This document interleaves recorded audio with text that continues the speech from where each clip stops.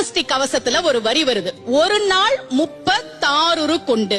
அதாவது கந்த சஷ்டி கவசத்தை ஒரு நாளைக்கு 36 முறை படிக்கணுமா. படிச்சா 7 மணி நேரம் ஆகும். நான் படிச்சிருக்கேன்.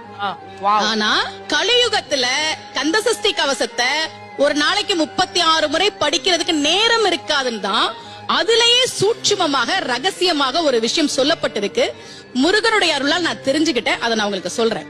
ரவண பவச ரரரரரரரா ரிவண பவச ரிரிரிரிரிரி, இதுக்கெல்லாம் என்ன அர்த்தம் நான் தேடி தேடி தேடி முருகன் அருளால் தெரிஞ்சுக்கிட்டேன்.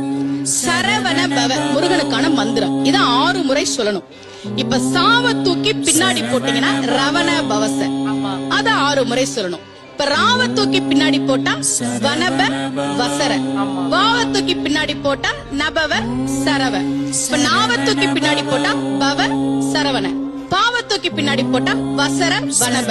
ஒன்னொன்னையும் 6 முறை சொன்னா 6 × 6 36 வரும். இப்படி சொன்னால் 5 நிமிஷத்துல சொல்லிடலாம். கந்த சஷ்டி கவசத்தை 36 முறை சொன்ன பலன் கிடைக்கும்.